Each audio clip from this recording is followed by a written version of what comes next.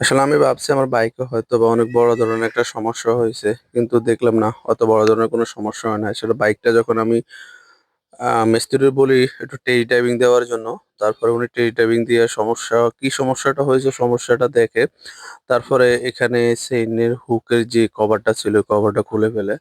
তো খুলে ওখানে দেখতেছে ওখানে কোনো সমস্যা হয়েছে না। আর এই জায়গাটার মধ্যে এত মাটি হইছে, আসলে এটা সচরাচর খোলা হয় না। যখন ওই প্রবলেম হয় তখন আসলে এই জিনিসটা খোলা হয়। তার আগে খোলা হয় না।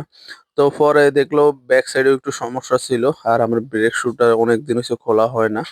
তো ভাইয়া বলতেছে ব্রেক শুটা সমস্যা হইতেছে। আর এখানে সেই ব্রেক শু ২ টা। তো এই ২ টা অলরেডি একটু ওয়াশ করে নিল। আর এখানে আমি জানি না আসলে এটা কি? এখানে একটু রাবারের সমস্যা ছিল।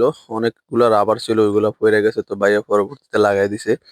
আর এখানে মূল সমস্যাটা ছিল আসলে বেয়ারিং এর। আমার বেয়ারিংটা নষ্ট হয়ে যায়। আর নষ্ট এদিকে বাইকের কাজটা পুরা সম্পূর্ণ হয়ে গেছে। তো এক করে সবগুলা লাগাইয়া দিতেছে ভাইয়া। তো এখানে আসলেও বেশিরভাগই সমস্যা ছিল আমার বেয়ারিংটা। তো বেয়ারিং এর সমস্যাটা আসলে সমাধান হয়ে গেছে। এদিকে আমার মোবিল ফিল্টারটা একদমই খারাপ হয়ে যায়। তো ভাইয়া বলতেছে মোবিল ফিল্টারটাও চেঞ্জ করে নেওয়ার জন্য। তো যে কথা সেই কাজ। আমি মোবিল ফিল্টারটা চেঞ্জ করে ফেললাম। আগের মোবিল ফিল্টারটা একদমই খেয়ে ফেলছে। আসলে অনেকদিন পড়ার কারণে মোবিল ফিল্টারটা নষ্ট হয়ে যায়। তো তারপরে নতুন একটা মোবিল ফিল্টার নিয়ে নিলাম। আর ভাইয়া সেটা এখন লাগিয়ে নিবে।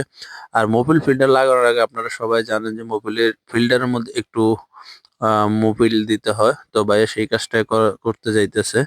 তো মোবিলটা দেওয়ার পরে তারপরে ফিল্টারটা লাগিয়ে নিবে। এইদিকে আরেকটা সমস্যা হয়ে গেছে, আমার অক্সিজেন ফিল্টারটা একদমই খারাপ হয়ে গেছে। এখানে টিকটিকে এমনকি ধান, উন্দুরে বইরা সব খারাপ করে ফেলছে। তো অবশেষে এটাও চেঞ্জ করে নিয়ে নিলাম।